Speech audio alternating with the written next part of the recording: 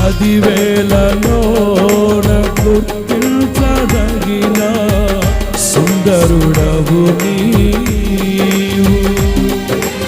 అపరంజి పాదములు అగ్ని నేత్రములు కలిగిన వాడవు.